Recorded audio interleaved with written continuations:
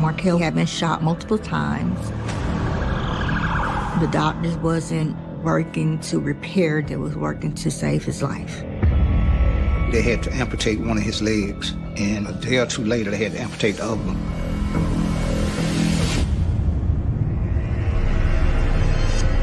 There were 6 rounds fired in 11 seconds. They immediately went on the run. If they try to head to Mexico, they're just gone. Not only has she moved on, he has embraced his children as his own. Apparently, whenever they saw each other, it was a fight. For every action, there's a reaction. But this time, it ended in gunfire. It's just after 10:33 p.m. on June 29, 2014, in the Atlanta suburb of College Park. Atlanta's a mix. It's a little bit of everything. It's fun, it's hot, it's fast, culturally mixed and diverse. Atlanta is a lot of fun, but it's also a little scary.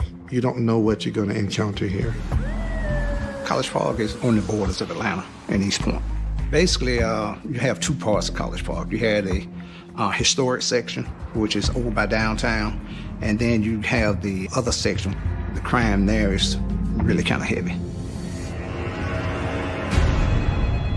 On June 29, 2014, police received a lot of phone calls on 911 reference to a shooting that had just occurred at a Texaco there in College Park. The shooting occurred at 11 p.m. on a Sunday evening during the summer, while a lot of people are out and partying in Atlanta. Callers are saying that the victim has been shot multiple times, but he's still breathing. So at this point, time is of the essence. Officers with the College Park Police Department rushed to the location along with an ambulance. A citizen was still helping the victim who was on the ground, putting pressure on a wound. He stayed doing that until rescue arrived. Paramedics take over and begin first aid. Uniform Patrol confirmed that it was a shooting, and at that point they called for the Criminal Investigation Division, and we went out.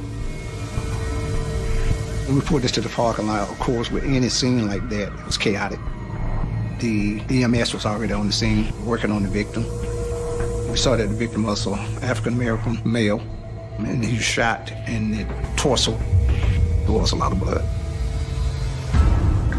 It started getting pretty hectic with onlookers and everyone just coming to see what happened. Police were trying to determine who was a witness and who could give them any information. The gas station owner, he recognized the victim as a customer of his, 30-year-old Markel Dalco. Markel, also known as Q, clings to life, but barely. Emergency rescue personnel got him stabilized. They get him loaded in the ambulance, and that's when they head to the emergency room at the hospital. Several of the onlookers also recognize the victim. They alert Markel's family. My phone rings. It's his friend. And she said, Mr. Dalco, I got to talk to you. Are you sitting down? Sitting down? What's wrong? She said, it's Q. I was like, what about Q? She said, I need you to sit down. I said, go ahead, man, I'm good. I said, what is it? She said, Q got shot. I said, well, is he okay? Well, he's conscious, but he's not okay.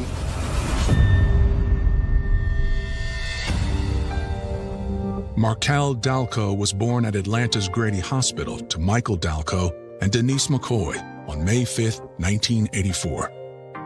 I had a beautiful baby boy. I looked at him and I saw love. Markel's parents were young and not prepared to raise a baby. So the job fell to his paternal grandmother, a pastor at an Atlanta church. I'm 18, I didn't really have stable employment. She's finishing school. It just didn't seem like the right time. And that's when my mother stepped in. She actually said, if you have him, I'll raise him. And she did. Markel, Dad and I did have a good relationship, but we was young, and so things didn't work out. I would see Markel all the time, even though his grandma raised him. We would spend a lot of time together because he still would come over on weekends. We went to the same church, so me and his father, we saw him all the time. It was a very functional, dysfunctional family.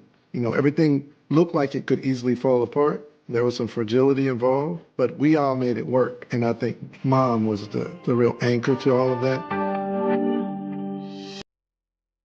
Early in life, Markel showed he had a natural talent that ran in his family. Markel came from a very musical background. His mother was a singer, his dad was a singer-songwriter, and by the age of 4, Markel was playing the drums like an expert. Markel was the church drummer. And I don't mean some little guy sitting up there where you go, oh, isn't he cute? No, I mean, if you look away, you forget there's a little child on the drum set. He was amazing. He traveled a lot with his grandparents. They were in this gospel group, and they would take him on the road. So he would get up on the stage while they perform, and he would be in the back performing with them.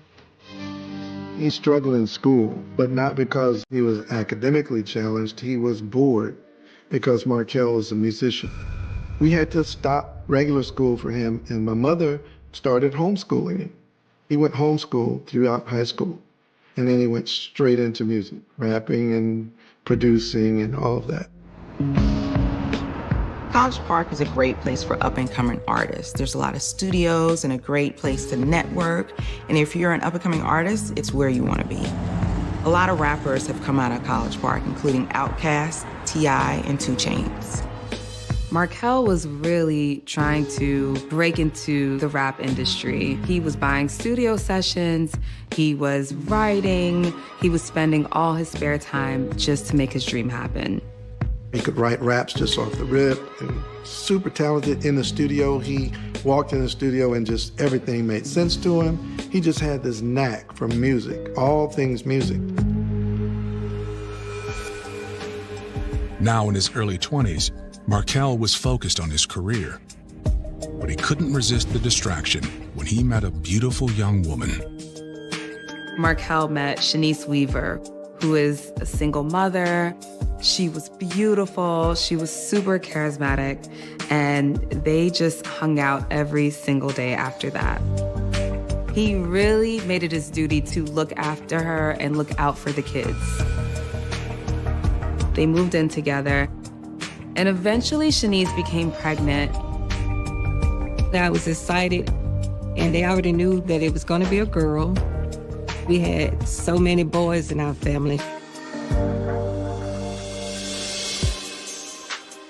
2 years after their first child was born, Markel and Shanice welcomed a second daughter.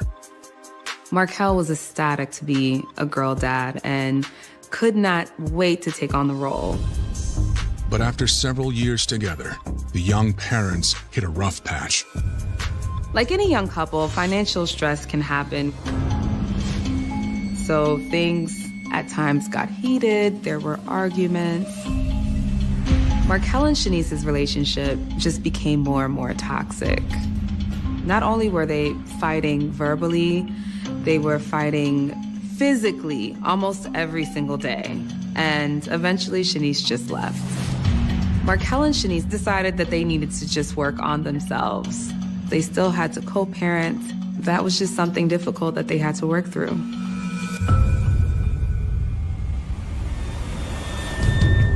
But the night of June 29th threatens to leave Markel's daughters without a father. After suffering multiple gunshot wounds, Markel is rushed to the hospital for emergency treatment. College Park detectives questioned the growing crowd of onlookers at the gas station, searching for someone who witnessed the shooting. We separated the witnesses because when you interview witnesses, you don't want them to hear each other because their story will be the same. So we separated them, and then we started working the scene. There were 2 witnesses at the scene. The witnesses tell police they are acquaintances of Markel. Not only do they know the victim, they witnessed what happened. It was a fight. According to the 2 witnesses, Markel got into a verbal argument with another man and a woman. Everybody starts arguing, calling each other's name, using profanity. Witness actually helped break up the fight. But the altercation wasn't over. After he broke up the fight, they were standing there, and the female walked over to the car, retrieved the handgun, came back and gave it to him. The two witnesses report that things went from calm to chaos. It escalates into something a lot more serious when you got a gun. Atlanta detectives are at a College Park gas station where 30-year-old Markel Dalco was shot multiple times. With Markel en route to the hospital, two eyewitnesses explain that the shooting started as an argument between the victim, another man, and a woman. Both witnesses said they saw the female suspect hand the male suspect a handgun. He walked over and shot the victim. And then at that point, they both left in a gold Crown Vic.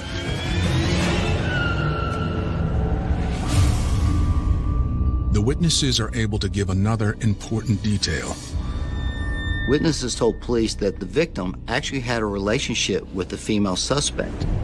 She was the mother of his two children. They told police that her name was Shanice. As for the male suspect, the witnesses only know him as Shanice's man. They just knew his name was Jay, and that was the new boyfriend. They described Jay as over 6 feet tall with long dreadlocks. With two potential suspects, investigators continue the crime scene investigation. And police found that there were 6 bullet holes in the window of the gas station. And 2 of the bullets were lodged in the wall. Gas station employees pull footage from the store's surveillance system. The employee of the gas station was able to provide video of the incident. Didn't catch the whole incident. It caught some of the fight. The fight went off screen, and then shortly after, you heard the gunshots. There were 6 rounds fired in 11 seconds. And you don't actually see the shooting. You kind of see them arguing and whatever, and then they kind of move off camera, and you hear the gunshots. The other thing the video doesn't show is a clear picture of the shooter's face. Detectives hope that Markel can help. We had to go down to the hospital and talk to Mr. Dalco. We knew her name was Shanice, so we had to confirm that her name was Weaver.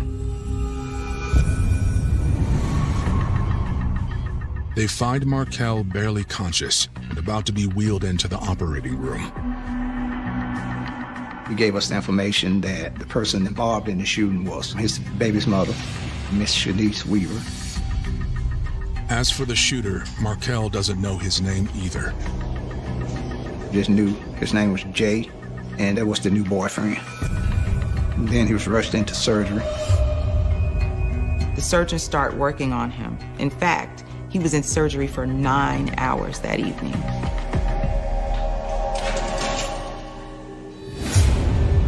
Meanwhile, Markel's family has gathered at the hospital.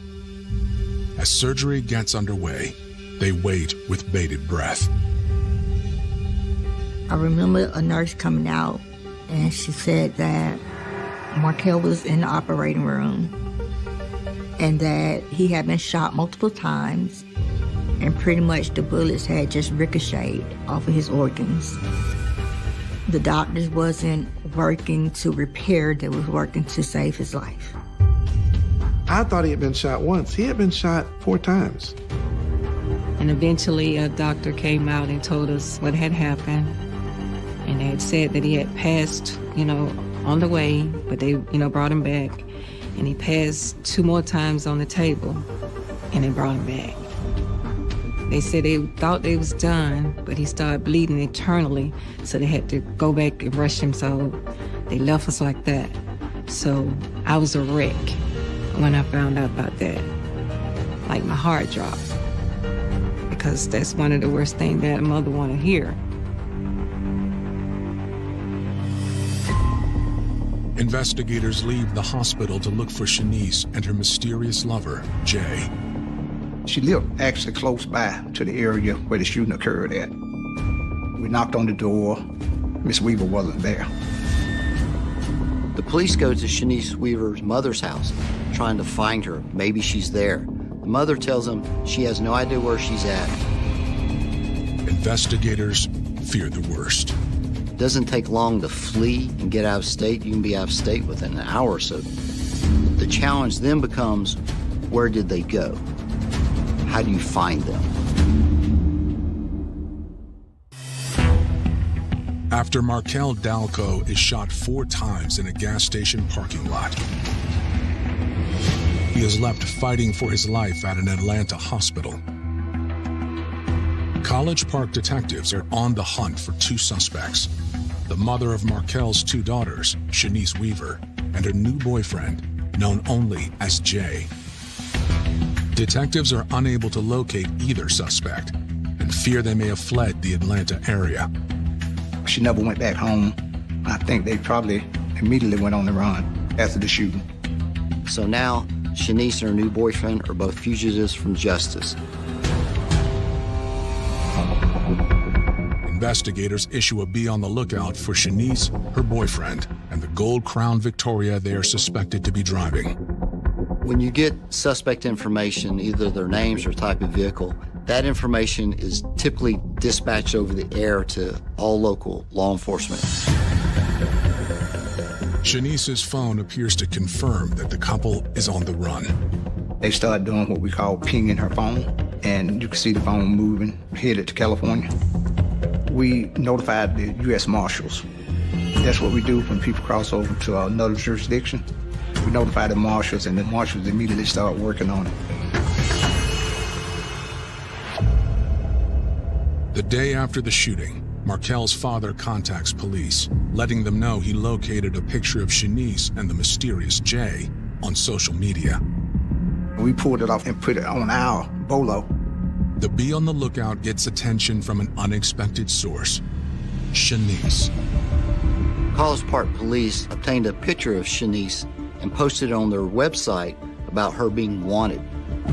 Once we put out the bolo, she found out that it was out there, and she immediately went on and started to taunt us. That spurred Shanice to make a comment on their post saying, well, at least you got a good picture of me. One of her public posts actually said, at least my mugshot is cute.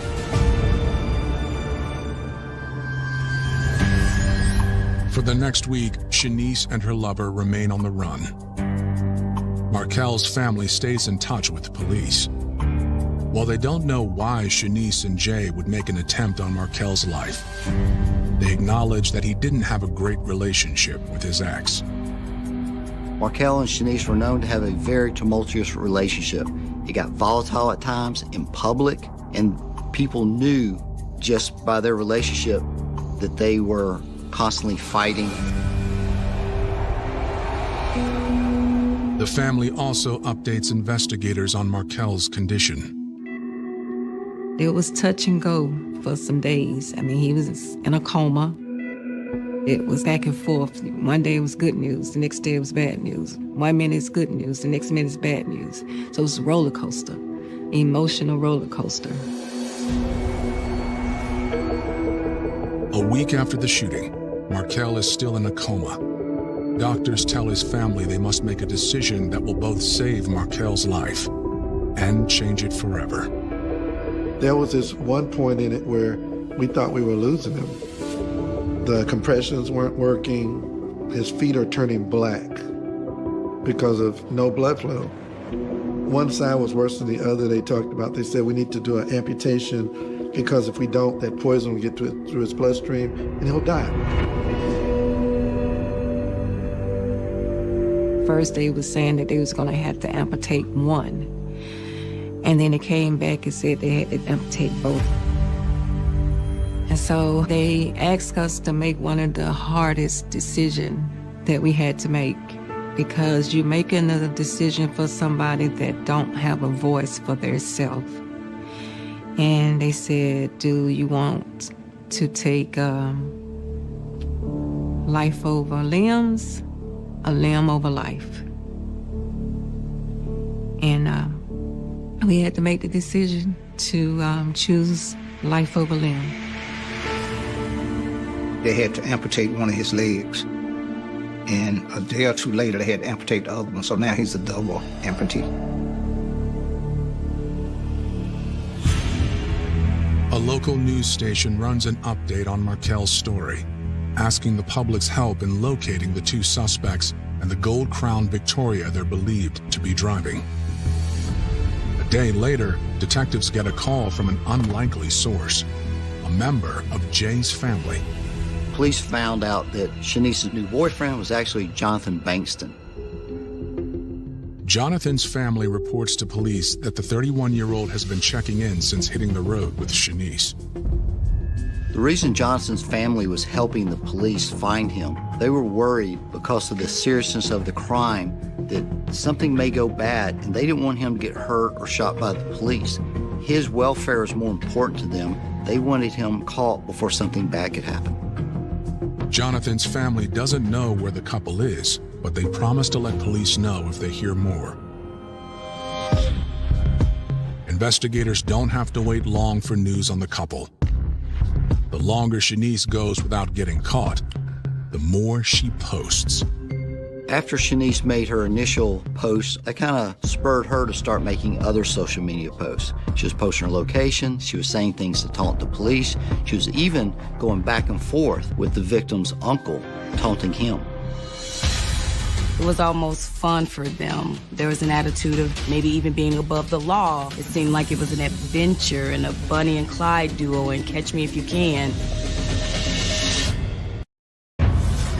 After the near-fatal shooting of Markel Dalco, the mother of his two children, Shanice Weaver, and her new boyfriend, Jonathan Bankston, hit the road. To know that the people that did it was on the run, I want them to be found, and I want them to be brought to justice. Having eluded law enforcement for over a week, Shanice grows bolder by the day as she continues to post on social media.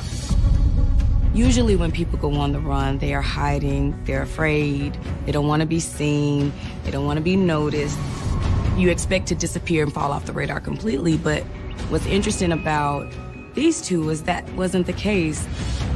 She struck me as being a person that liked the limelight, and she figured that was the way to get it, by going on her social media page and taunting us. That was the first time that I had anybody to actually tell me and taunt me on social media to come get them. It might be a little frustrating, but what it also does, it motivates us. We're like, okay, you want to play this game? We're going to play this game with you. Unbeknownst to the couple, both Jonathan and Shanice's friends and family back in Atlanta begin working with police. A lot of times suspects will call back to the area where the crime happened just to see what's going on, to see if anybody has any information. Shanice started calling people from California. So it was actually some friends or relatives of hers that actually said, yeah, they're in California. Investigators fear the lovers may have their sights set on Mexico. If they try to head to Mexico, it's not too hard to get in, they're just gone. Once they cross that border, there's no telling when they get caught. On July 9th, 2014, 11 days after the shooting, one of Jonathan Bankston's family members calls police. The relative informs them that Jonathan just made plans to meet his aunt for a meal in Los Angeles. At that point, the U.S. Marshals zoomed in on that restaurant. Shanice and Jonathan thought distance mattered. They were 2,000 miles away from the scene of the crime. But in today's life, with the internet and communications, that distance doesn't mean a whole lot. Thinking they're about to break bread with Jonathan's aunt, instead, Shanice and Jonathan are met by members of the U.S. Marshals Fugitive Task Force. Just 11 days after they were on their run, police set up a sting operation, and they were able to catch Miss Weaver and Mr. Bankston.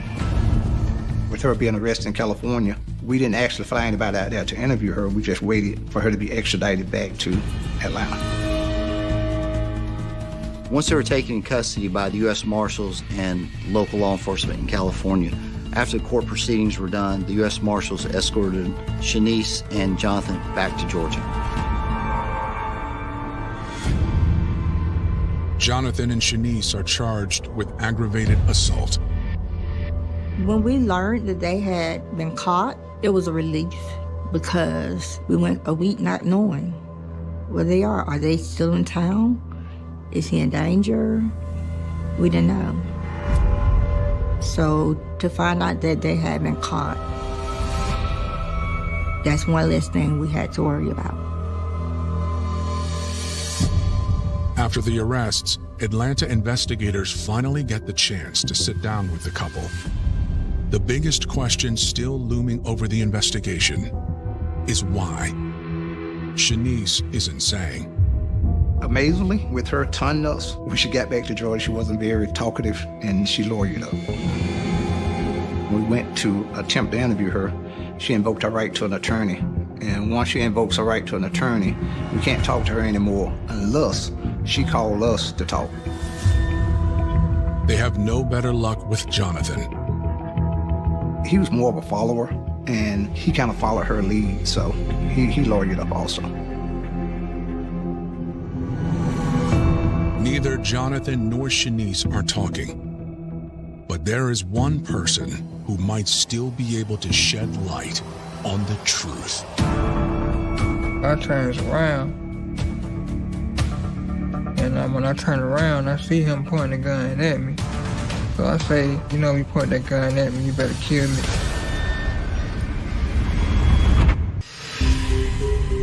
With Shanice Weaver and Jonathan Bankston lawyered up and behind bars, the one person left who can shed light on why Markel Dalco was shot is Markel himself.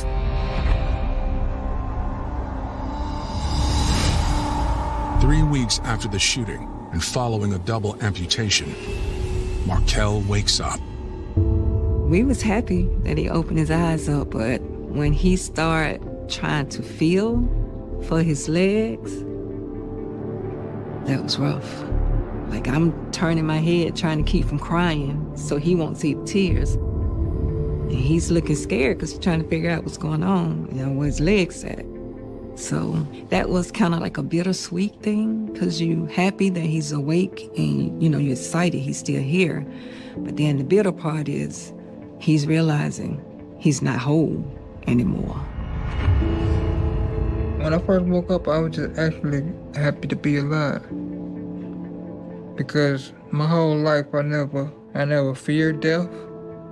I always felt like either you live or you die, you know what I mean? Live your life to the fullest in between. He just dealt with it so graciously, and I was devastated. I was devastated. Investigators visit him at the hospital. Markel explains that the tension between himself and Jonathan started when his kids began referring to Jonathan as their stepfather. Yeah, but like, my kids don't need no stepdaddy, you know what I mean? They got a good father right here. I know you try to make me jealous. And that's where our beef started. Every time we'd see each other, it was something, you know what I mean? To the point where when we started having separate birthday parties and stuff for the kids and stuff, because we couldn't all be in a room together. Apparently, whenever they saw each other, it was a fight. It's like every time I see him, it'll be an issue. We either running him off the block, or I tell my people, like, yeah, I see this dude anywhere, you know what I mean? Don't even let him feel comfortable out here, because we don't even get along like that. And that was my way of not going to the next level, you know what I mean? Just keeping him away from me. Markel tells police the situation came to a head when he ran into Shanice and Jonathan at the gas station on the night of June 29th. Pulled up to the pump. I seen him coming out the store.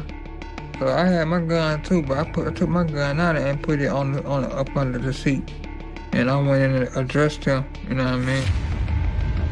We had words back and forth, and we got into an altercation, a fight. Markel's friend broke up the fight, but the violence wasn't over. I heard like the gun cock. And he just started shooting after that.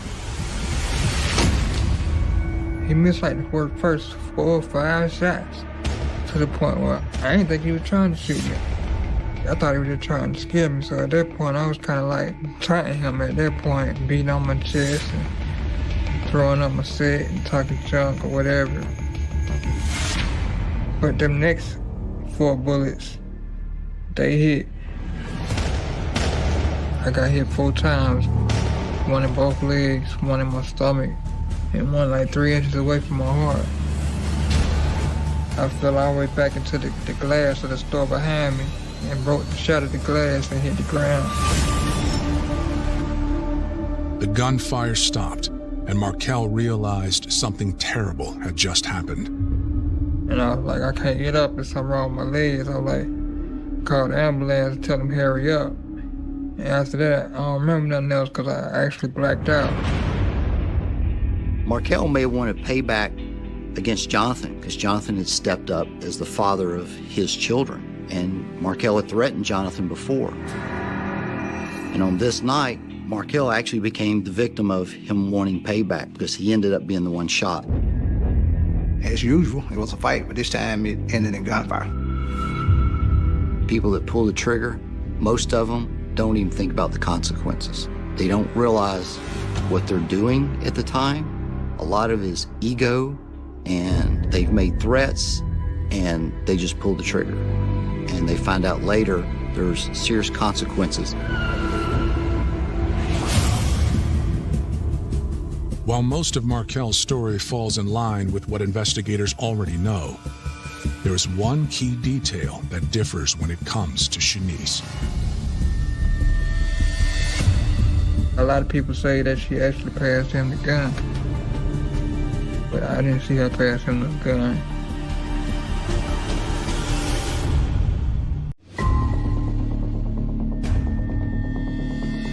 Following their arrests on July 10, 2014, Shanice Weaver and Jonathan Bankston faced charges in the shooting that almost claimed the life of Shanice's ex-boyfriend, Markel Delco.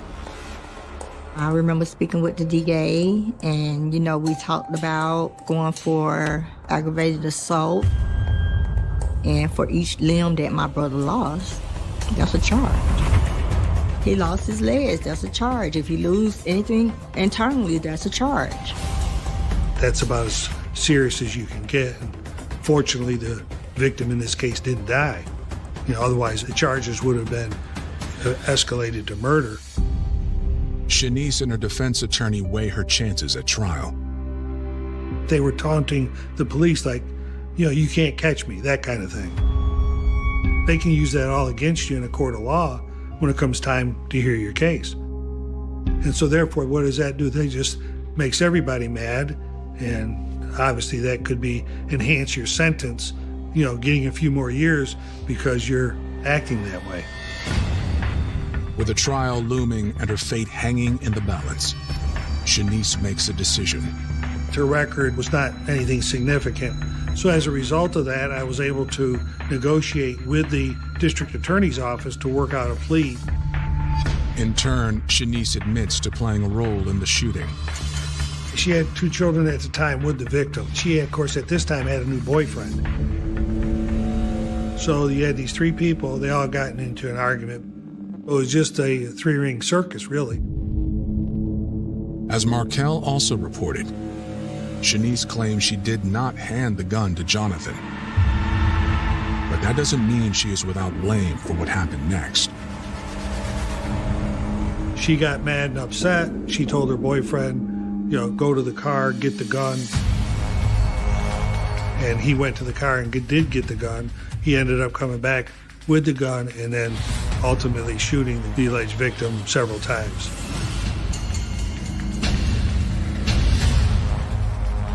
She was, at that point in time, she was remorseful and sorry that it had happened, but she just made some bad decisions and bad judgment in this particular case. Shanice pleads guilty to aggravated assault, aggravated battery, and 1 count of possession of a firearm in the commission of a crime. At that time, there was a law in effect that if you had no prior felony convictions, you could enter a plea under the First Offender Act, and so that's what we were able to do in this particular case because she had no prior record. Shanice Weaver was sentenced to 2 years in prison and 20 years probation. Jonathan Bankston pleads guilty to 5 counts of aggravated assault and aggravated battery. He receives a much stiffer sentence, 20 years. The boyfriend was the one that actually pulled the trigger. Anytime you have a gun involved in aggravated assault, now you're looking at 20 years. So that's the reason why he got the sentence he got, is because they're going to really take that extra seriously when you got weapons involved. For Markel's family, the sentences bring little in the way of comfort. To be honest with you, and I'm speaking honestly, I felt bad for him. I felt bad for my son because it was 2 lives destroyed. Like, to me, neither one of them have the life that they used to have. Like, what did any of this accomplish? Okay, so you got to shoot him. Okay, you got to take a bullet. You're tough. Okay, you're tough. Okay, now you're in a wheelchair. You're in prison. Your dad is without his son. We all lost. Markel lost. Shanice lost. My granddaughters lost. My son's mother lost. I lost. The shooter boy lost. His father lost. Their family lost.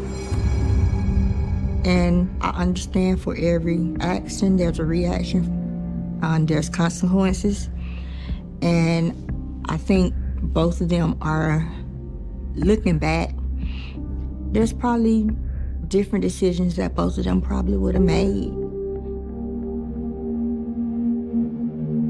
Years after he was shot, Markel Dalco still deals with the consequences of that 11 seconds of gunfire every day. I was in the hospital for like about 8 to 10 months until they finally let me go home after I got shot.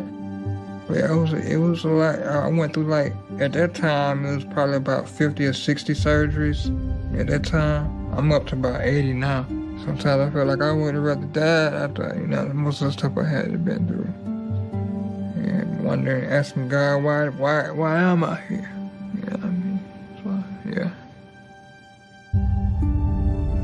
As it all turned out, maybe 3 months later, it seemed like it would have been better if he had died because of what he started going through. It was the worst thing that could ever happen to a person without dying.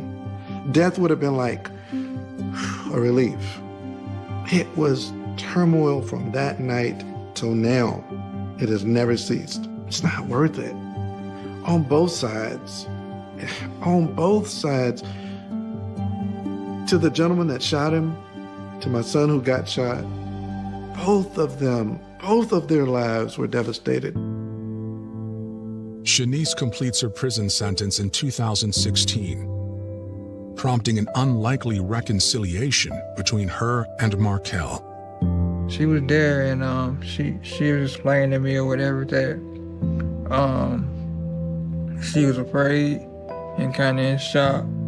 And when he drove off with her still in the car, she didn't know what to do after that, and she was kind of shocked because she didn't know if I lived through that or died. I mean, so we done talked about it. We done got past it. Though I still love her to this day, she still loves me. We still there for each other, but it's better off for us to be just co-parent. We got a great co-parenting relationship. It's still love. It's always going to be love. While Markel has found peace with Shanice, he warns the She was a beautiful single mom, working hard to make ends meet. She was a lovable person, very friendly, outgoing. She's always been a hard worker, always. So it only made sense that she'd meet the man of her dreams on the job. Can I take you out sometime? I'd love that. As they grew to know each other, they became an item. She thought she had this picturesque future ahead of her. But that picturesque future crumbles in a matter of seconds. They observed a young woman lying on the ground in a pool of blood. She'd been shot 5 times in her upper torso. They observed a white male on the front porch. The house was completely ransacked. What initially appears to be a simple robbery gone wrong is anything but. And this is where I need you to be honest with me. He was actually having an affair. I definitely felt like there was jealousy there. Hey, come listen to this. Both of them, Snake. They trying to put it all on me. He told me he had killed someone. It is diabolical. Absolute malice, absolute deprivation. Yo, bro. Wanna hear a crazy story? She was definitely more than my best friend. She was more like my sister. No, stop. We're not supposed to be in like this. I swear to God it was. March 4th, 2015, Warrenton, Georgia. It's a quiet Wednesday morning in this charming town situated 100 miles east of Atlanta. Warrenton, Georgia is between 5,000 and 6,000 population-wise. So it is a very, very small community. Does it have crimes there? Yes. Are crimes very prevalent there? No. Most people there are just good old calm country folks that go to work and come home and enjoy life. At 11 a.m., Warrenton resident Donnie Brock is driving past his cousin's home when something catches him off guard. As he approaches the home, he sees two men sprint across the street and get into a silver pickup truck before speeding off. But that's not all. He sees an individual lying motionless on the front porch of that residence. Oh my God. Donnie immediately calls his cousin, Sam Murphy, who owns the home. Man, I think there's a dead body on your front porch. What? Yo, call police. I'll be over there as soon as I can. Donnie hangs up with his cousin and makes the call to 911. Yes, hi. We need some assistance on Mitchell Road. When law enforcement arrived at the residence, they observed a white male on the front porch. He's laying in a pool of blood and looks to have several gunshot wounds. No pulse. It's clear he has succumbed to his injuries. There is no use trying to save him. Let's clear the home.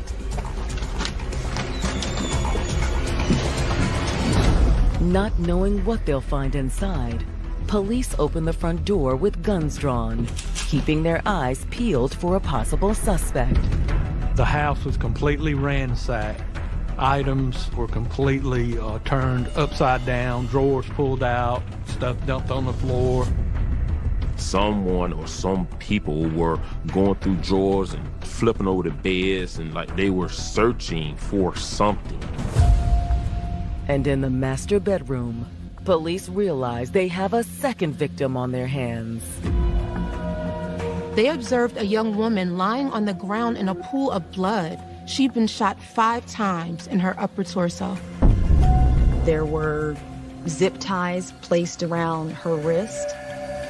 They determined that she did not have a pulse. We've got another victim in here, guys. But who is she? Where's Tanisha? Is she okay?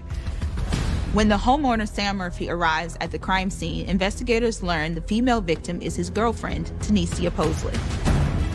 He's completely distraught.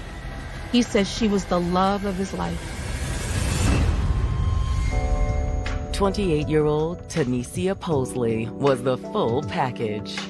She was beautiful and stood out because of her looks, but she also had this incredibly warm personality. She was a lovable person. Very friendly, outgoing, loved to do hair, loved kids, loved spending time with her nieces. She had a 9-year-old daughter that she had given birth to as a teenager, and that little girl was her whole world. She had her daughter in January of 2006, and she loved her daughter. They were very close. As a young single mom, Tanisha worked hard to provide for her daughter. She made the best of it by working at the dollar store, where everyone loved her. Have a good one. She's always been a hard worker. Always. And it was at work in 2014 when Tanisha's beauty caught someone's eye. You find everything okay? Yeah, I did, thanks. How was your day? Good. Thanks for asking. His name was Sam Murphy. There was a definite attraction that neither of them could deny. Sam was also a single father. He had a 2-year-old child. And that stood out to her as someone who was responsible and loved their child. This may be a bit forward of me, but can I take you out sometime? I'd love that. As they talked and grew to know each other, that relationship ultimately became romantic, and they became an item. Tanisha saw Sam as someone who's established in life and could help provide for her and her daughter. He treated her right and treated her with respect. That's all that mattered to me. And she was happy.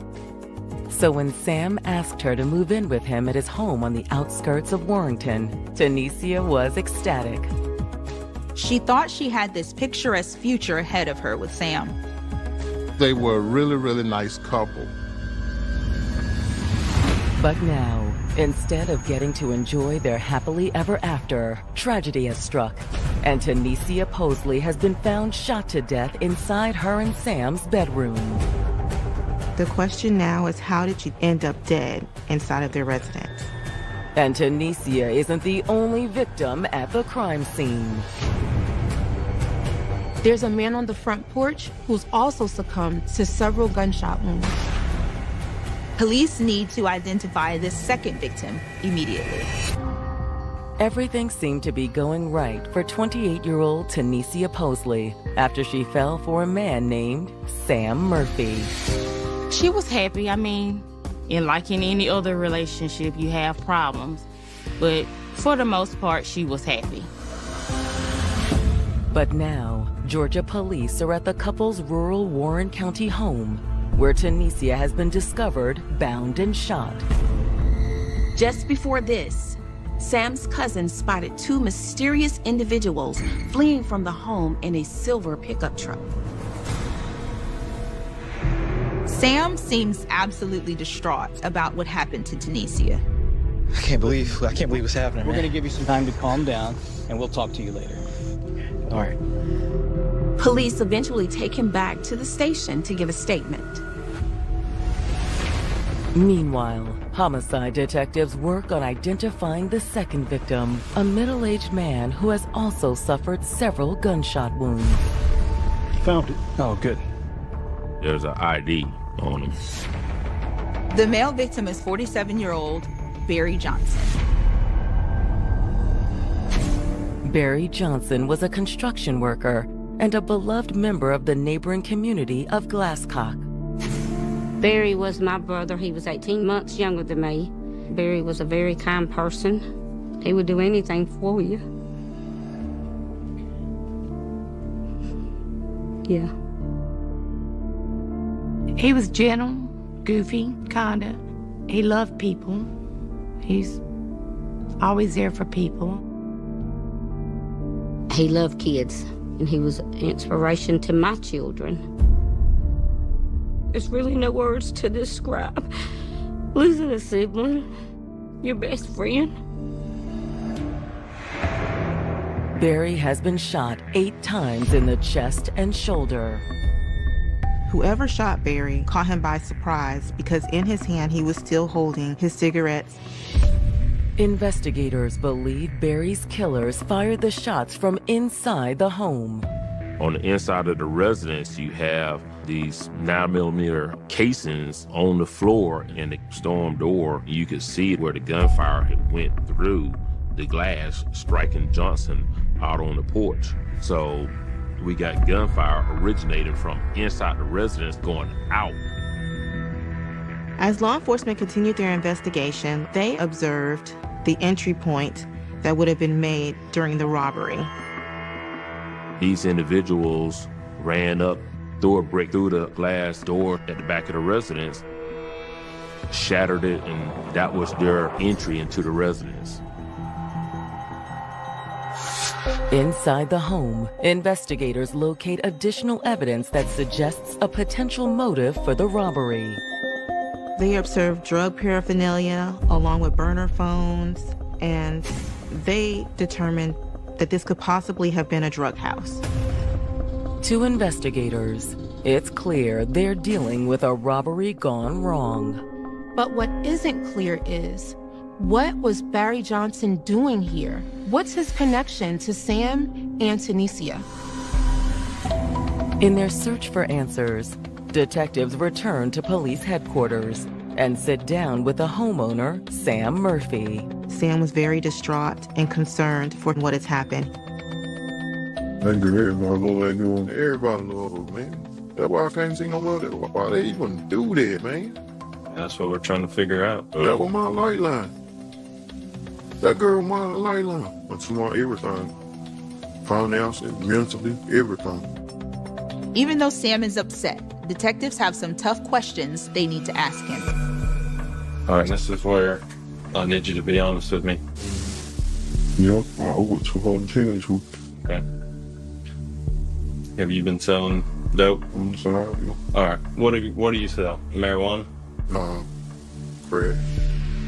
During our interview with Sam Murphy, he admitted to us that he was a drug dealer and that he often dealt drugs from his residence, and it was not uncommon for people to come by his residence to purchase crack cocaine.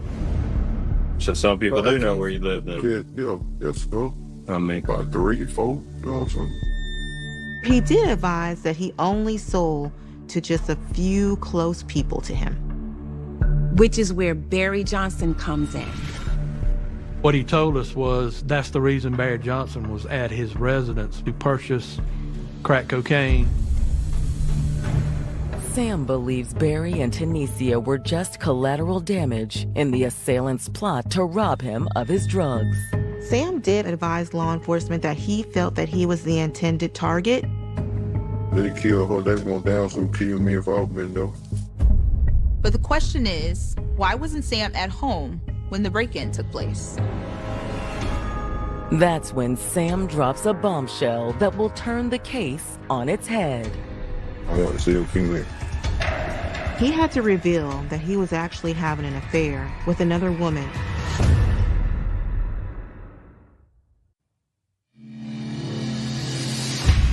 Investigators in Warren County, Georgia, are speaking with Sam Murphy about the robbery gone wrong that took the life of his girlfriend, Tanisha Posley, and another man named Barry Johnson.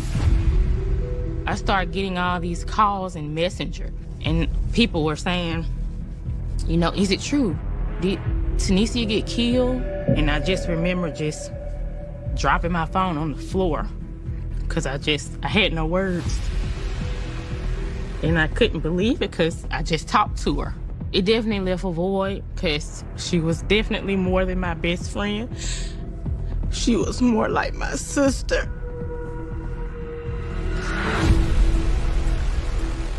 It's possible Sam Murphy was the intended target, and Tanisha and Barry were just collateral damage. Sam admits that he'd been dealing drugs out of the home, and illegal drug activity tends to go hand in hand with violence. They kill her, they were down, so kill me if I've been though. But why wasn't Sam at home when the burglary occurred? At this point in the interrogation, Sam reveals a very important piece of information. I want to see a female. He had to reveal that he was actually having an affair with another woman. What's the female's name? Germany. Franklin. Germanique is someone Sam actually dated before he met Tanisha. In fact, she previously lived with him at the same home where the robbery happened. He admitted that they had recently reconnected and started having an affair behind Tanisha's back. Sometimes they would plan to have rendezvous with each other. Sometimes there would just be spur-of-the-moment encounters. And on the day of the murder, Sam claims he had spent the entire afternoon with Germanique. All right, where'd y'all meet at? The Midwest. He told us he drove to Rennes, Georgia, which is probably about 15 miles away, and had a rendezvous or sexual relationship with Germanique Franklin. He was there when he got the call about Tanisha. Detectives are eager to speak with Germanique to confirm Sam's story. When they contact her, she's very forthcoming and willing to help. Thanks for coming in to speak with us, Germanique. Of course.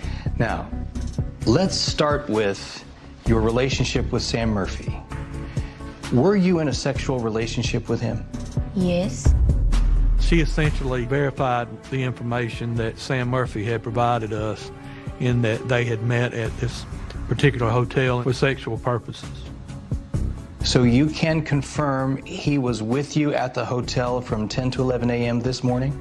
Yeah, I mean, I still have the hotel receipts.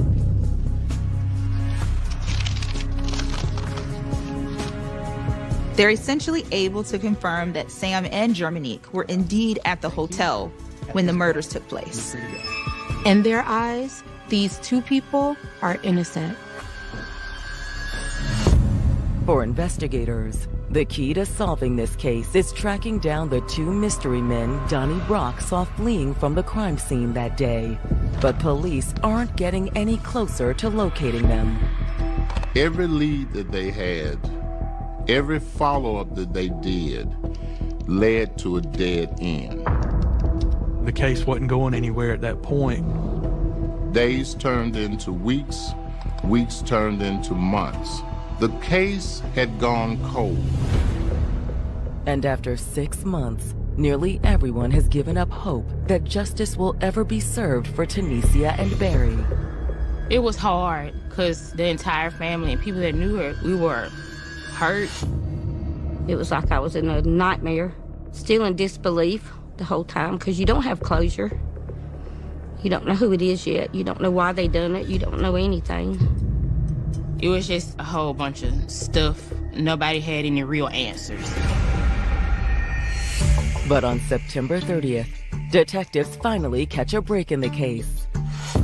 I received a call from a defense attorney telling me that an individual by the name of Reggie Hines, who was incarcerated at the McDuffie County Jail in Thompson, Georgia, had information on the double homicide that occurred on Mitchell Road. We'll be right there. Thanks. We gotta go. Of course, I immediately traveled to the jail and I met with Reggie Hines. How you doing? All right. You making it all right? What? Inmate Hines informed the officers that he was bunkmates with an individual by the name of Eric Snyder. Y'all were in the same cell block, is that right? Same block? Yes. Reggie says a few days ago, Eric revealed some surprising information to him. Yo, bro, you want to hear a crazy story? According to Reggie, Eric told him that he was involved in the double homicide that took place on Mitchell Road. 6 months after Tanisha Posley and Barry Johnson were found shot to death, Georgia investigators have received a promising tip from a local inmate.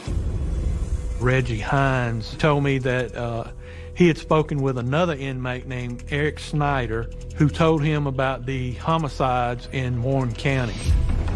Y'all were in the same cell block, is that right? Same block? Yes.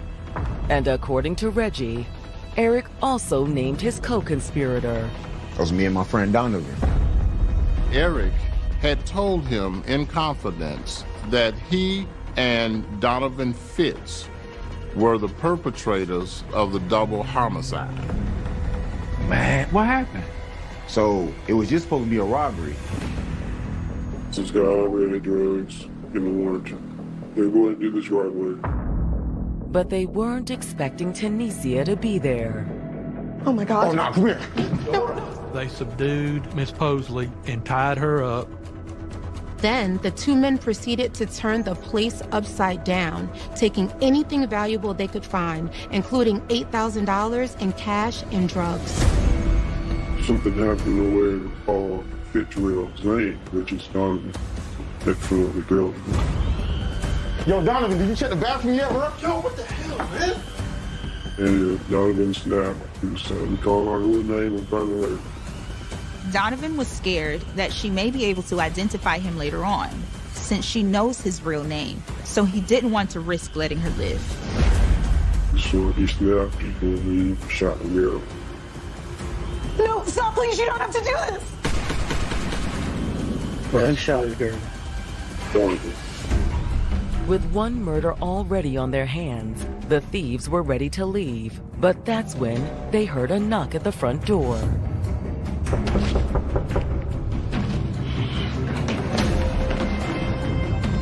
Who thought the nigga was like in the door and yeah, shots.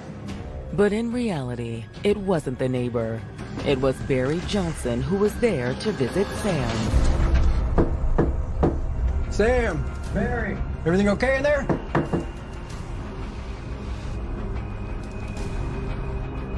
He opened the door and been shot. Never done.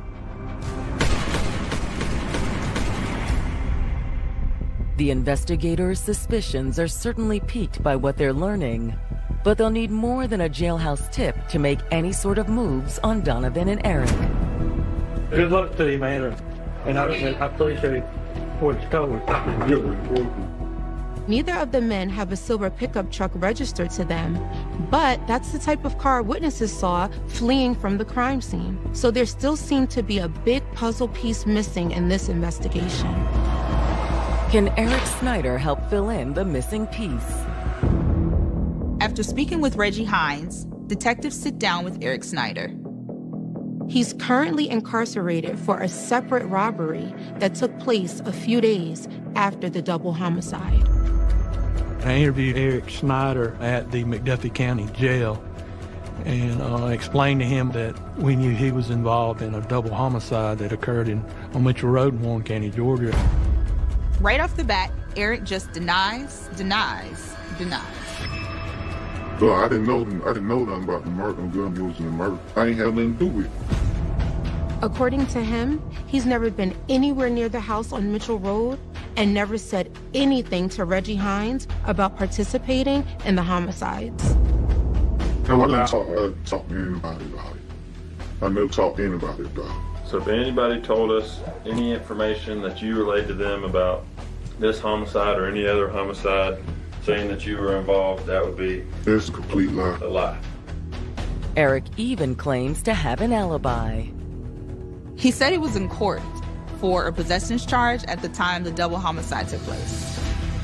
I had court that day in Richmond County. And I think I had to be at 8:30. I don't believe it starts about 9.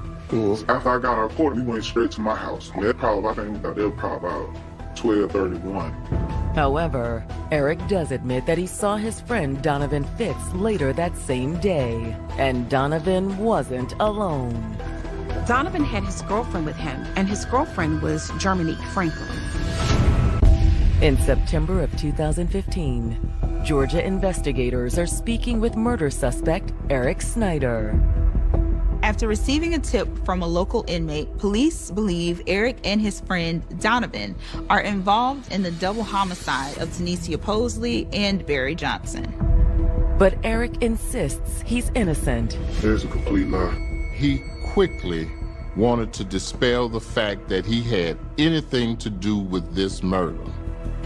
He claimed he was at a court hearing for an unrelated drug possession charge at the time the homicide took place. However, Eric admits that he and Donovan met up later that afternoon. Donovan came over to Eric's place with his girlfriend, Germanique Franklin. Investigators immediately recognize Germanique's name. Tanisha Posley's boyfriend, Sam Murphy, was admittedly having an affair with Germanique Franklin, and they were together at a local hotel when the homicide took place. But just like Sam, Germanique was in another relationship. This entire time, she's been in a relationship with Donovan Fitz, who is now a suspect in the murder of Sam's girlfriend. This seemed like more than just a coincidence. Eric tells detectives that when Donovan and Germanique arrived at his home, something immediately seemed off. They came to my house, I think it was about 2:30, maybe. He was sweating, looking kind of nervous, so I was like, what's going on? I better go inside the house right quick. I'm gonna talk to my homeboy about something. All right. Eric claims he never anticipated what Donovan said next. He said he had went to rob a house in Warrenton. And he told me he had killed someone. Well, how many people were shot? He said it was 2 people. Okay, when Donovan told you what he had done, was she present? No, ma'am, she wasn't present. We was outside talking. She was in the house. So it was never all 3 of y'all discussing what happened. Eric claims that Donovan had committed these murders by himself. But investigators aren't going to just take his word for it. They still suspect that he was involved in the crime and was there with Donovan that morning. Back at the station, detectives take a closer look at Eric's alibi for the morning of March 4th. He told us that he, in fact, was in court in Richmond County Misdemeanor Court that morning and could not have been a part of that homicide. Well, I spoke with the attorney, and she said it was a situation where the attorneys stand up for their clients and say whether they're going to plead guilty or not guilty. And a lot of times the defendants don't show up. And there's really no way of knowing if Eric had actually showed up for court or not. Eric's alibi was not as ironclad as he claimed it to be. Investigators still had a lot of work to do in unraveling what really happened here. With Eric already behind bars on the unrelated crime, investigators move in on Donovan Fitz next. Donovan Fitz was working at a construction site, and we had information that he was going to be at work that day. We came in, we saw him get out the vehicle, and we jumped out and we took him into custody. Even back at police headquarters, Donovan refuses to cooperate with authorities. He was very argumentative. He did not want any part of saying anything. I have nothing to say to you. He told me that he had an attorney, and of course I did not attempt to question him any further, and he was taken to jail. But there's one more person investigators want to speak with. Germanique Franklin. Now that they know she was in a relationship with one of the suspects in the double homicide, they bring her in for a second interview. So, we've learned some new information since the last time we spoke with you. Okay. Your boyfriend, Donovan Fitz, has been implicated as one of the men involved in the double homicide. What? Did you know he was involved? No, of course not. She claimed she had no involvement or any knowledge of what had occurred on Winter Road. She completely denied being involved in the homicide. Hitting a dead end with Germanique and Donovan, investigators decide to execute a search warrant on their shared home. They were looking for any sort of concrete physical evidence that could tie the couple to the double homicide. And eventually, they find just what they're looking for. Police locate several 9mm shell casings inside the home. These casings were from the same type of gun that killed Tanisha Posley and Barry Johnson. And when detectives get their hands on the couple's phone records, they uncover more evidence against them. Investigators obtain phone records showing that Donovan called Germanique 6 times during the break-in. They were in constant communication while the robbery and subsequent homicide was going on. Even without a confession, investigators are starting to paint a clear picture of what happened the morning of March 4th.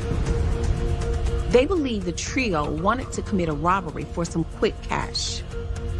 Knowing that her ex, Sam Murphy, dealt drugs and kept a lot of cash in the home, Germanique offered him up as the perfect target. She lured him to the hotel for sex while Donovan and Eric broke into the home. And Tanisha and Barry were collateral damage. No, stop, please, you don't have to do it! Investigators charge Eric Snyder, Donovan Fitz, and Germanique Franklin with felony murder. In Georgia, if you aid or abet in a crime, you can be charged with that crime. Now, it's clear that the female defendant was not in the house when the murders occurred, but what is very obvious is that she set these murders up. So that's why she was charged. However, The circumstantial nature of this case will make for a challenging trial. It can be really difficult when you don't have that smoking gun sometimes, because especially in this day and age, a jury really wants to be 130% sure. They want the DNA, and we didn't have that.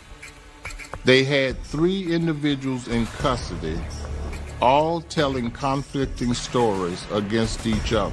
So it was clearly a case that relied on one co-defendant telling on another. But on March 6, 2017, as investigators prepare for trial, they get the break they've been looking for to solidify their case. Hey, come listen to this. They had the conversations made through the jailhouse of Donovan speaking to his sister. Hello? What's up, sister? You asleep? His cell phone calls that Fitz had made while he was in jail talking to his sister, he admitted being part of the double homicide. It wasn't supposed to end like this. It wasn't, man. I swear to God it wasn't. 2 years after the double homicide of Tanisha Posley and Barry Johnson, Georgia investigators have finally charged 3 alleged co-conspirators with the crime: Eric Snyder, Donovan Fitz, and his girlfriend, Germanique Franklin. Investigators were a little concerned going into the trial because of how circumstantial their case was. None of the defendants had actually confessed to their involvement. There really wasn't a smoking gun. Until investigators receive a damning new piece of evidence on March 6th. Come listen to this. When making calls from the jail, Donovan Fitz literally confessed to the crime to his sister. So you did the shoe? No, but I was there. I had a big part of it. Why did you do it? I needed money. I needed everything. I mean, I ain't worth that no boo. I know, man. I know. I f***ed up. It wasn't supposed to go like that, man. It wasn't supposed to end like this, man. And he also talked about that they didn't intend to kill anyone and that it just happened. However, most damning of all is what Donovan says about his co-defendants, Eric Snyder and Germanique Franklin. Both of them snakes. Germanique trying to put it all on me, like I'm just a crazy boyfriend. She the one who told me about it, where his house was and everything.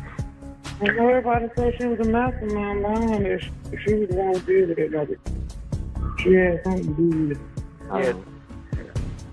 He had named Germanique Franklin as setting it up, knowing the residence, knowing the fact that there would be money and drugs at the residence. He claimed that it was Germanique's idea for them to go over there. We need to get this to the state attorney's office immediately. You bet we do. When the trio's murder trial gets underway in August 2017, prosecutors don't hold back. In the opening arguments, prosecutors contend that the crime organized by Germanique Franklin and committed by her boyfriend, Donovan Fitz, and his friend, Eric Snyder, was brutal beyond belief. Germanique knew exactly what she was doing. I believe that she may have thought that there was a possibility that Tanisha could have been inside of the home. For her, it wasn't just about the money, but there was a level of jealousy that the female defendant would have had to the new girlfriend. I just know from being a woman that, you know, when you have a good relationship with someone, you'll have other women out there that are jealous of what you have. You will have females, you know, that just want your life. So I kind of feel like, you know, she knew Tanisha. She knew what type of person she was. So I definitely felt like there was jealousy there. After Germanique lured Sam to the hotel for sex, Donovan and Eric made their move. They throw the brick through the glass door and go in. Before Tunisia had a chance to react, they tied her up with zip ties and left her helpless on the bedroom floor while they ransacked her home. The male defendants attempt to steal money, drugs, anything that they could find. But just as they were finishing up, they made a grave mistake. Yo, Donovan, did you check the bathroom, bro? Yo, man, what the hell, man? What?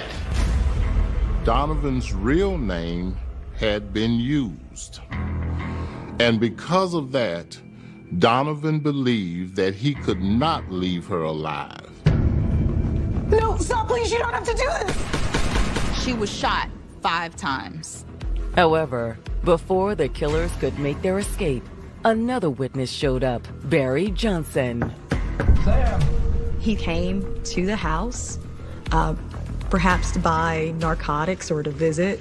He had no idea probably what was going on in the home, just really an innocent bystander. Barry was shot 8 times.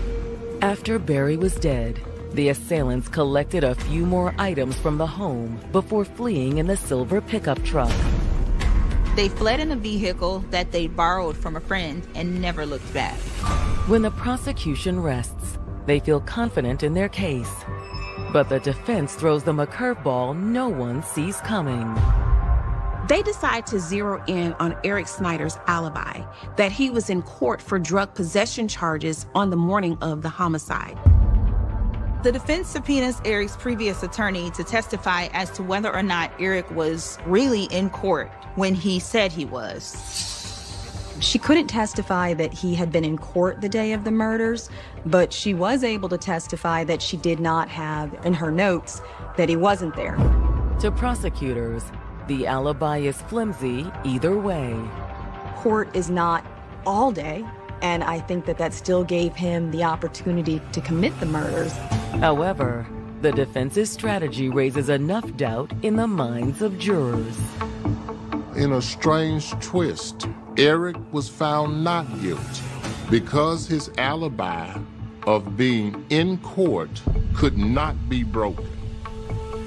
However, the jury isn't as forgiving towards the other 2 defendants.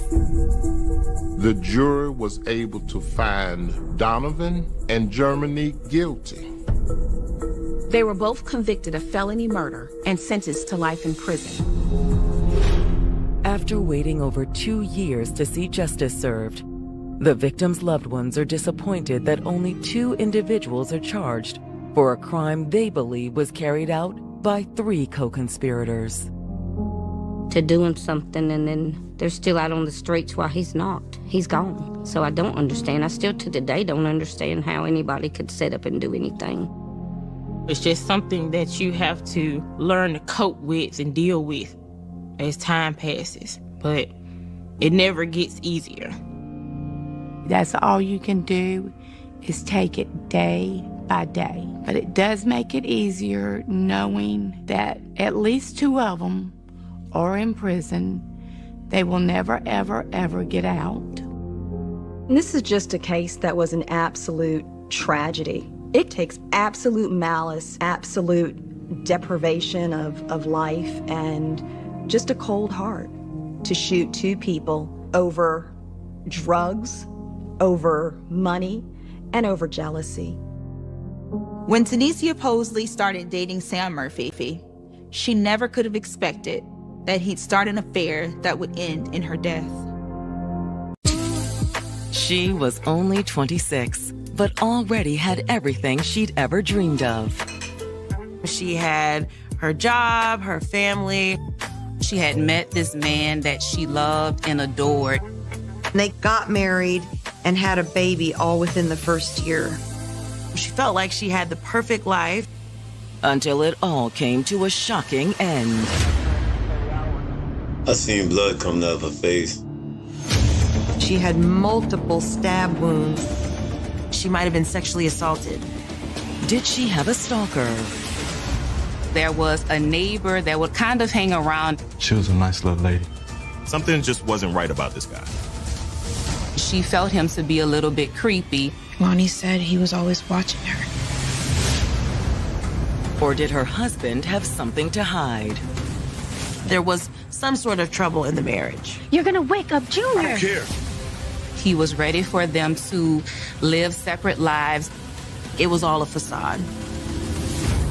Only one thing is sure. It will take years and a scientific breakthrough to finally find the answers. Your DNA's on that murder scene.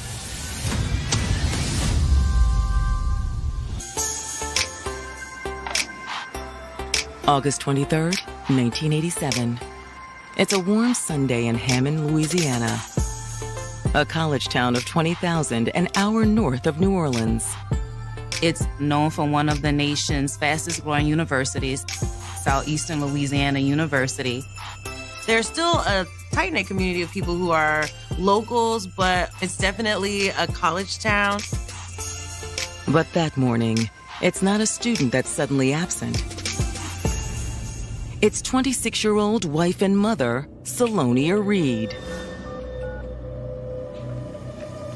On August 23rd, Reginald Reed made a call to Hammond police because he said his wife, Lonnie, had not returned from a night out with friends. Hammond police. I would like to file a missing persons report. Reggie said he stayed at home with the couple's 6-year-old son. And it wasn't until he woke up the next morning that he observed that she had not returned home. Is that normal for her? She's never stayed out all night like this before. And there's nowhere else she could be? No, not that I can think of. Okay, we just need to cover all our bases. He says she always returns home, especially before our son would wake up in the morning. Lonnie was very responsible, had a very close relationship with their son. So at that time, Reginald was frantic. This is not like her. I'm afraid something's happened to her.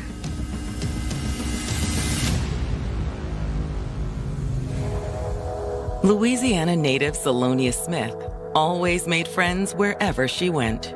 She was affectionately known to her family and friends as Lonnie. She was a vibrant 26-year-old woman, and she knew how to let her hair down. However, she was no stranger to hard work. After high school, Salonia went to work at a hospital there in Hammond. She worked in the records department. Her attention to detail and people skills served her well in the position. This also allowed her to create stronger relationships with her colleagues. And it was through one of those colleagues that Salonia first met Reginald Reed. The brother of one of her co-workers, Reggie, had recently come home from serving in the Marines. So I hear you're the MVP at your office. I don't know about that. Lonnie's not looking for love at that time. However, upon meeting Reginald, there was a connection there.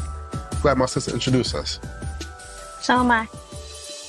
She found him attractive and charming and liked the attention that he showered on her. She fell in love with him with her, and they ended up having a really whirlwind romance. They also had shared interests and values. Family was very important to both of them. Reggie was also very involved in local politics. That's one thing my dad was big on politics. He worked significantly on other people's campaigns, whether it was state senators, governors, judges. He even dreamed of running for office himself one day. They both had aspirations to do well in life, and so that drive kind of connected them. And it wasn't long before fate took their commitment to the next level. When Lonnie found out that she was pregnant, she was overjoyed. And Reggie was just as thrilled. They got married and had a baby all within the first year. She's never been out all night like this. But now, not long after their son's 6th birthday, Reggie has called police to report Salonia missing. Reginald reported to police that she had been out with some friends. She said they was going out for a couple drinks. So he was worried because he didn't know where she was. He didn't have any way to reach out to her. All he can do is give police the name of the friend she was supposed to meet. He says she went out with her friend Darlene to a bar. He said he tried calling the bar, but it wasn't open yet. He's also unable to reach Darlene. I'll get that information up to the detectives. And I promise we'll do everything we can to find her. All right, thank you. But that's not a problem for the police. Hammond police were able to reach out to her. Hello? Yes, Miss Miller. But when the detectives reach Darlene, she's not sure why they're calling. Reggie said she was with me last night? Darlene says there must be some misunderstanding. Lonnie and I didn't have plans last night. Okay. It wasn't like they just canceled at the last minute. They had not seen one another for several weeks.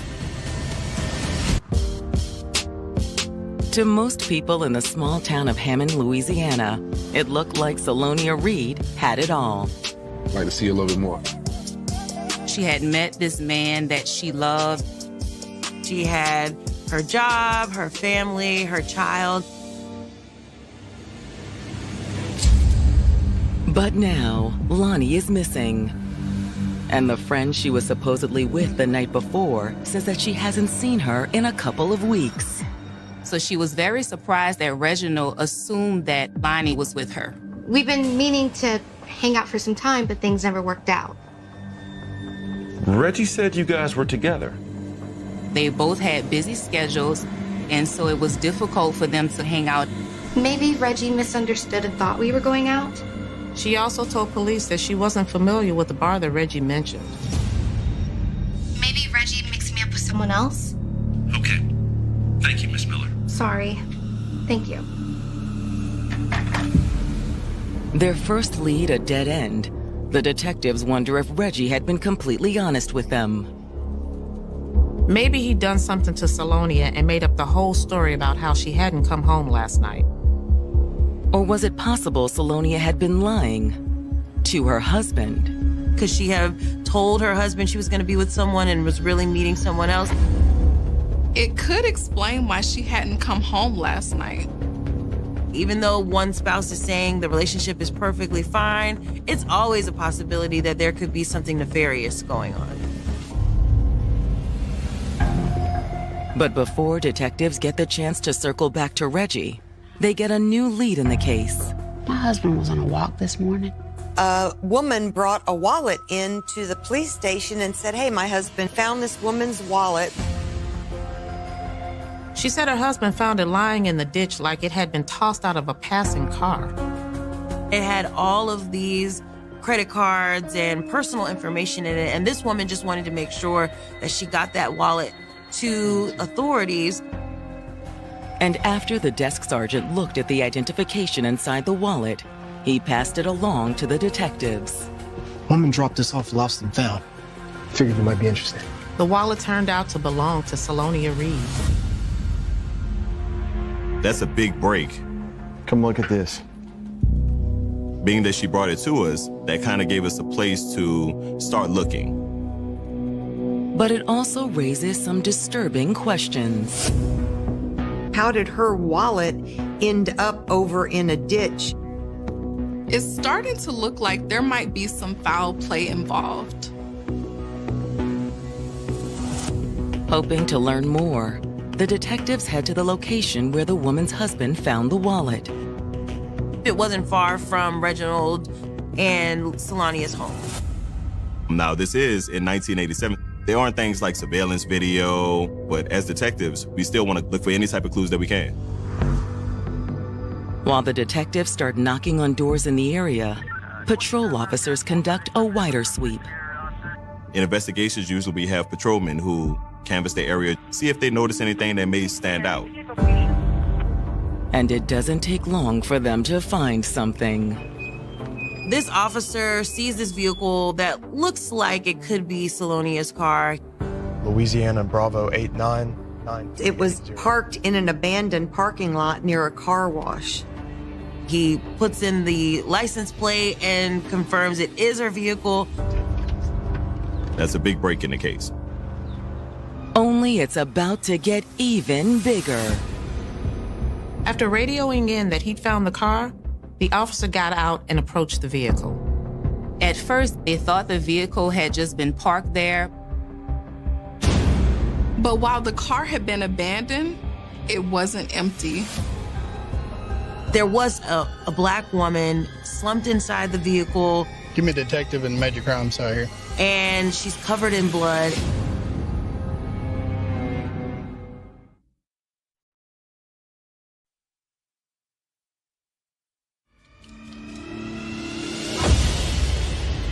Just hours after Salonia Reed's husband Reggie reported her missing, police have found a woman's dead body inside her abandoned vehicle. I imagine that's pretty shocking to see. To come across this vehicle and you find a deceased person inside of it. Within minutes, the detectives arrive on the scene as yellow tape goes up around the vehicle. The first thing is to block off that area, because right now the crime scene is the most important thing that we have. While it will take an autopsy to confirm it, the detectives believe the woman is Salonia. Salonia's body was slumped in the passenger seat. She had trauma to her face, and they were able to tell that she had multiple stab wounds in her chest and throat area. But they noticed it's not really a knife-shaped stab wound. It could be something smaller, like a screwdriver. They also suspect that she might have been sexually assaulted. After the coroner's team removes the body, the detectives conduct a search of the car. They don't find much evidence, but they do find a small cigarette butt. The detectives suspect the killer could have left it behind. They did bag it for evidence. Although proving it won't be easy. In the 1980s, DNA was still in its infancy stage. All of these different testings that you can do to solve a case. Now, the police at that time did not have access to that. Then, while crime scene investigators arrange for the car to be towed to impound, the detectives contact Lonnie's husband. Police now have the tough task of telling Reginald that his wife has passed away. Have a seat. Hey, Reggie. We appreciate you coming down to the station today. Have you guys found Lonnie? They tell him that we found her. At that time, Reggie, he breaks down. Lonnie's been murdered. He's distraught. He's unsure of how this could possibly have happened. But the detectives do have some follow-up questions for him. We understand that this is very hard, but we need to know what happened that day before she left. Well, she was out most of the morning with her sister. According to Reggie, Lonnie had spent time with her sister. After that, Reggie and Lonnie had taken their son shopping. We got Reggie Jr. some shoes, and Lonnie got a new outfit. They had this great day. They came back home, and Salonia decided she was going out with her friend Darlene. At least according to Reggie, that's who Lonnie said she was meeting. You look nice. Thank you. Reggie says that while Lonnie was out, he stayed home with his son. Reggie says that around 10 o'clock, she called home and said she was having a great time and she would stay out a little bit longer. He didn't think anything of it at the time. Yeah, I could put a little man in bed. You guys have fun. He said he didn't even know she didn't come home till he woke up the next morning. He was very surprised when he discovered that she was no longer at the house. And now, it's the detective's turn to give him another shock. We spoke to Darlene, Reggie. She said she didn't meet up with Lonnie last night. That doesn't make any sense. He's baffled. He has no idea who she could have been with the night before if she wasn't with Darlene. Would Lonnie have any reason to lie? No, not that I can think of. Well, she might have had her reasons. The police ask him, well, could she have been in an extramarital affair or been with someone else? No, that's impossible. He also suggested they speak to Lonnie's sister, Angela. He figured that if she was not with Darlene and had been out with someone else, that Angela would be the one to know. Okay. We'll talk to Angela. I'll show you out. When the detectives sit down with Salonia's sister, she's still struggling to process the news that Salonia is dead. We know this is a really difficult time.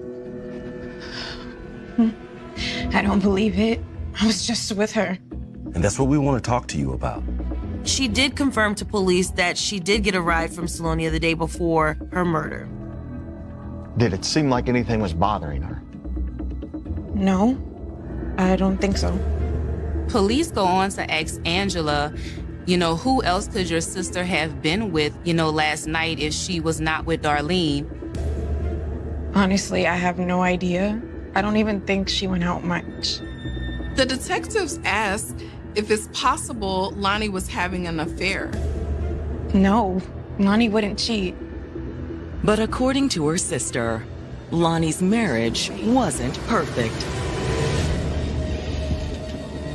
She did have the sense that there was some sort of trouble in the marriage. But it had nothing to do with another man. Honestly, her biggest problem was Reggie. Detectives investigating Salonia Reed's murder have just learned from her sister that the 26-year-old didn't have a very happy marriage with her husband, Reginald. Their marriage, while it looked good on the outside, it was more of a facade. Over the years, their marriage had become a bit tumultuous. Angela said it had gotten bad enough to where she didn't like going over to her sister's house when Reggie was around. And what do you mean by that? Just the way he talked to her. He would belittle her. She's also heard some threats. And there were some signs that there could have been abuse. Physical abuse? Yeah, I think so. She stated that she's never seen Reggie be physical with Salonia, but she has seen some marks on her. But every time I tried to ask her anything, there was always some excuse. She said Salonia didn't really talk about her personal life. Although according to Angela, she didn't have to. She could see that her sister wasn't very happy, even though she put on a brave face. Angela felt like it was all a facade. Lonnie's sister says that Reggie was just as unhappy. Reginald had recently told Salonia he wanted a divorce. He was ready for them to live separate lives and just be co-parents to their son. But Angela says her sister felt conflicted. Angela says she didn't want to split up her family. She really wanted her marriage to work. According to Salonia's sister, this had led the couple to an uncomfortable compromise. They had started living a somewhat separate life. In the morning, Reggie would come home when Salonia was going to work, and when Salonia would come back, Reggie would leave. But he would watch their son when she wanted to go out. No, not that I was aware of. She says Reggie's extremely jealous and possessive, and he would not have allowed Salonia to go out while he babysat at home. I call those uh-oh moments of an investigation when somebody tells you a story that turns out to be the complete opposite of what other people are telling you. But when detectives ask Angela point blank if she thinks Reggie is behind the murder, she hesitates. She suggested that there was someone Lonnie was truly scared of, but that it wasn't her husband. Her neighbor, she said he was really creepy. Something just wasn't right about this guy. His name is Jimmy Ray Barnes. Angela told the police that Salonia was always a little leery of Jimmy Ray. Angela said she would have to come over some of those nights when Reginald was out, and she would stay with Salonia to keep her company. That dude was always hanging around. What do you mean? Lonnie said he was always watching her. The things that she let the detective know kind of raised some red flags. The way she described Jimmy Ray, he sounded like a stalker. But does that mean he was Lonnie's killer? They thought that maybe she was possibly sexually assaulted. So maybe Jimmy had something to do with that. Again, we're very sorry for your loss. Come on, Angela, I'll escort you back out. When the detectives bring Jimmy Ray in, he admits to knowing the Reeds. Have a seat, Jimmy. He says, I do yard work for them sometimes. Reggie pays me to mow the lawn and wash their cars, stuff like that. He informed them that Saturday he was actually at their house doing yard work. So where'd you go after that? I went to the bar and got me a drink. Jimmy Ray says, I spent Saturday night in a bar a couple of blocks away that I walked to, and I didn't see Reginald at night on Saturday at all. He also denies knowing anything about Salonia's death. No, sir. She was a nice little lady. We'll be in touch. He claims he had nothing to do with it. However, when the detectives follow up on Jimmy Ray's alibi, it isn't as solid as he claims. When they go to the bar that Jimmy Ray said he was at, the bartender said, no, I can't tell you that he was here Saturday night.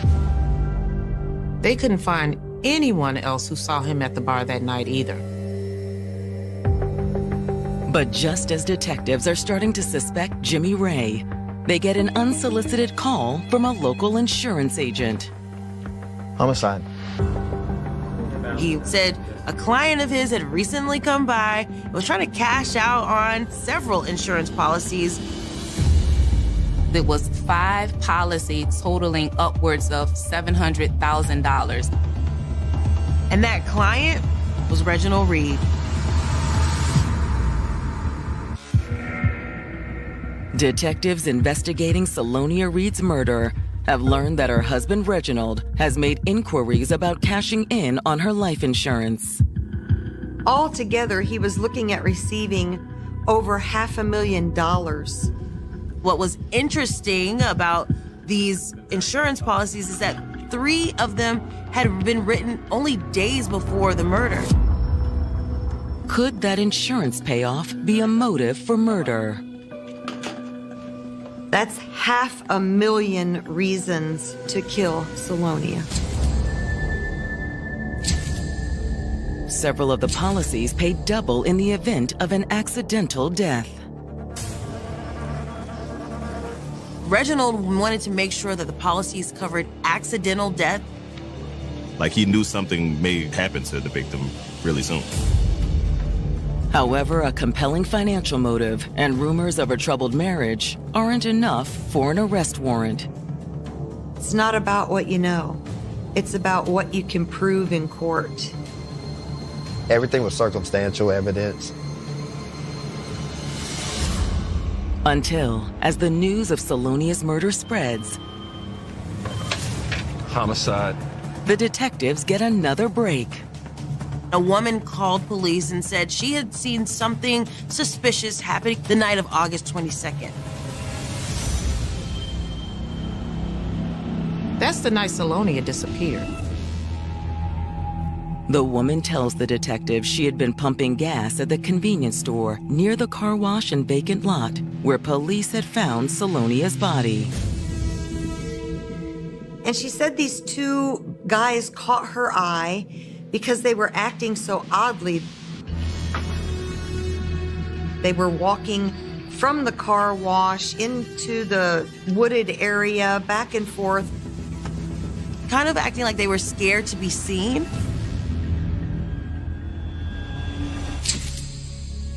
Then, a few days later, she'd seen a story about Salonia's murder in the newspaper. When she saw that Salonia's body had been found in that very location. Thanks. She came forward to the police. And the detectives suspect they know the identities of the two men the woman saw. Police decide to make photo lineups of Jimmy Ray and Reginald to present to the witness, and lo and behold, that witness picks out Reginald and Jimmy Ray as being the two men that she saw the night that Salonia disappeared. Which suggests that the detectives aren't just investigating a murder. They're also investigating a conspiracy. The detectives do believe that Reggie and Jimmy have something to do with this homicide. Maybe Reggie promised Jimmy Ray some of the insurance money if he'd helped him get rid of Salonia's body.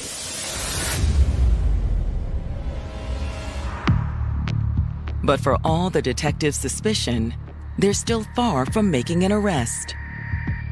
There isn't enough there to prove beyond a reasonable doubt that these guys are the ones who killed Salonia. As a result, the case grows cold. Basically, there's no new information coming in, there's no new leads, the detectives are stuck.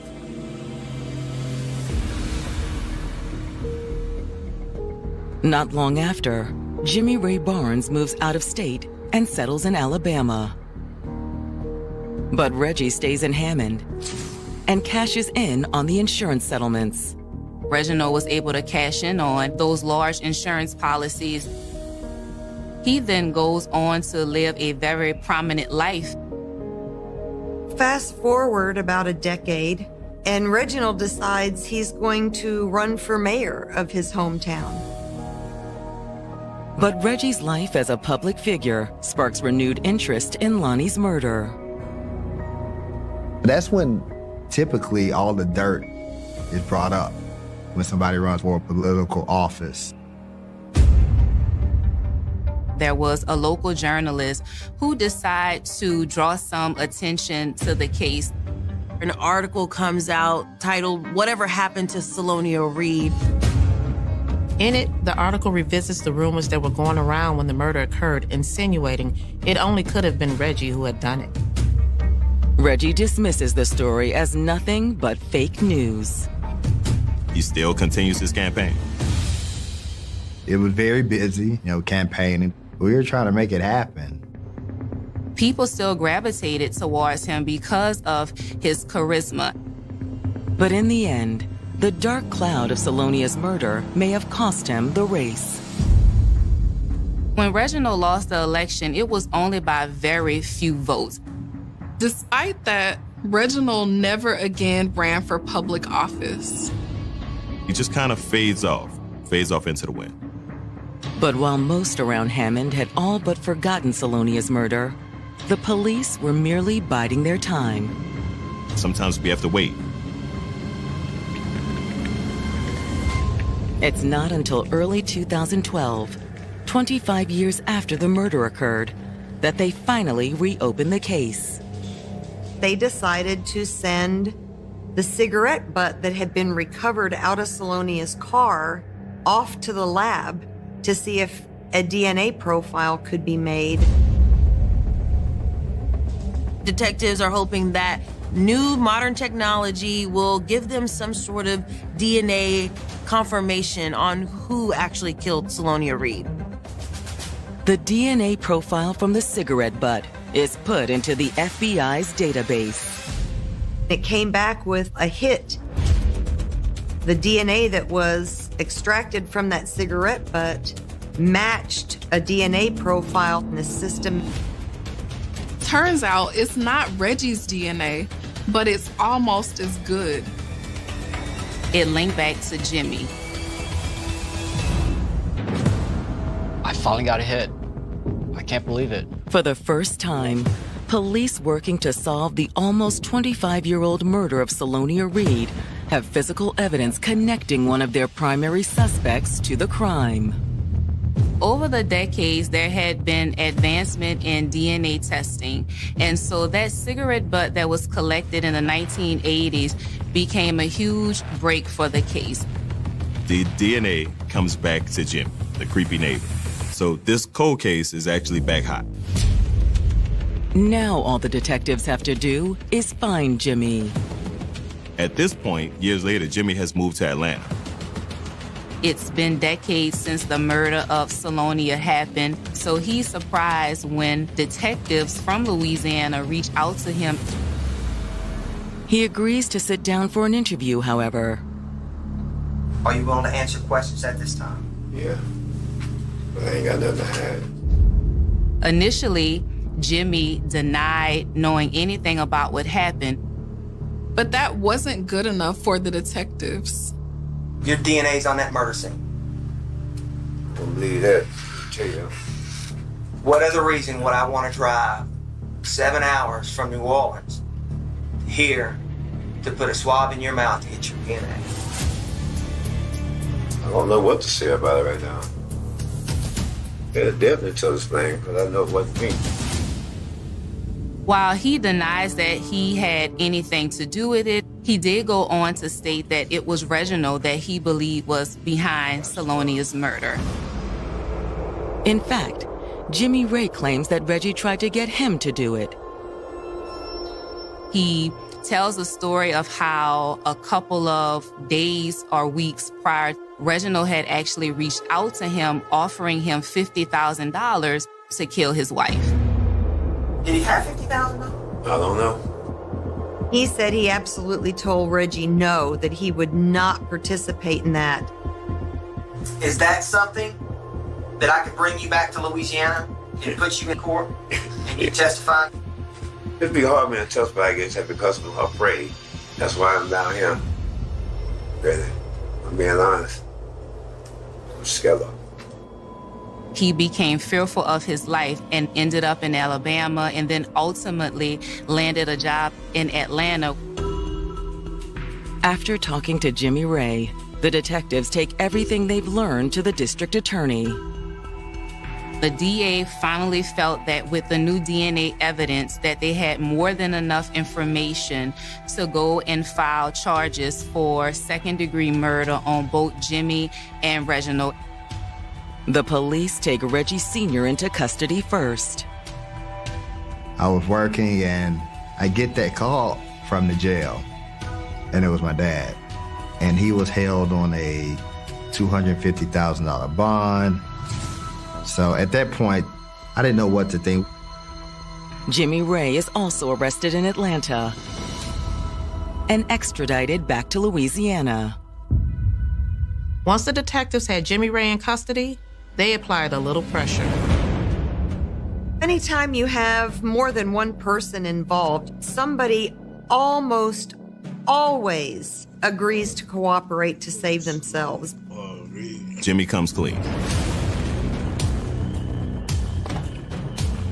He tells the detectives that on that Saturday night, he was contacted by Reggie. I need you to meet me ASAP. He said, Jimmy Ray, I need you to go to my mom's house and get her car and meet me here at the car wash. He needs to meet me at the car wash across from the gas station. All right. Jimmy Ray says he'd done what Reggie asked. I drove over there. Her car was already there. Salon car was already parked there. According to Jimmy, she was in the passenger seat. I seen blood coming out of her face, out of her nose. But he did have an explanation of why his cigarette butt would be in Salonia's car. He had to set that up and that cigarette butt was put in there. Jimmy told detectives he thinks that cigarette butt was planted there to frame him. The detectives and prosecutors don't necessarily believe that, but they do allow Jimmy Ray to make a deal. Jimmy agrees to testify against Reggie to get a reduced sentence. And when Reginald Sr. finally goes on trial, Jimmy's testimony is a key part of the prosecution's case. Prosecutors tell the jury Salonia didn't want a divorce, so Reggie took matters into his own hands. He tried to outsource the actual killing, but Jimmy refused.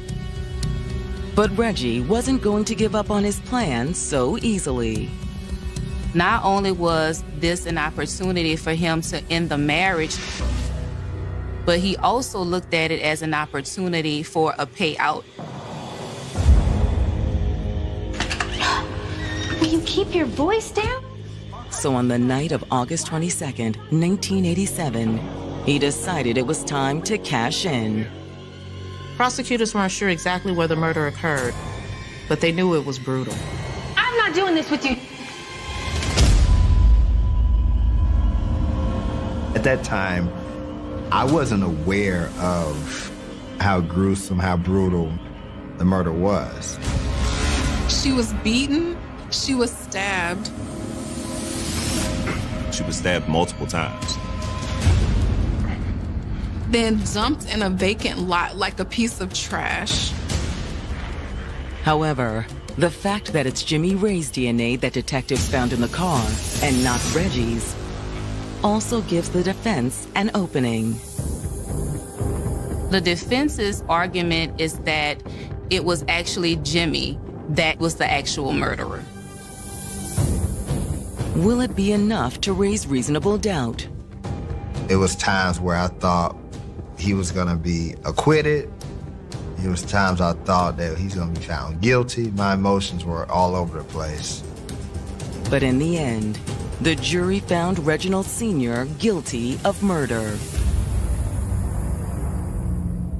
Reginald Reed was sentenced to life in prison. Just hearing that and seeing my dad, and I remember the attorney waved me up and he was like, "You wanna come say bye to your dad?" So I walked up and he kissed me on the forehead. He said, "Everything will be all right." That was it. And as for Jimmy, he got a 5-year sentence. The outcome is a tough pill for Reggie Jr. to swallow. This is the only parent he's ever really known. You gotta put the bad guys up. They need to learn from their mistakes or wrongdoings. But it's like, I already lived a life without my mother, and now you take my dad away. It also means the events that happened 3 decades ago will continue to shape his future. Now I have to live the second half of my life. Getting a call from the jail, I feel like I'm again left holding the bag. To help deal with the trauma, Salonia's son has written a book about his mother's murder. It was very cathartic for me and a healing process, for me getting it out, talking about it, and it's a way out.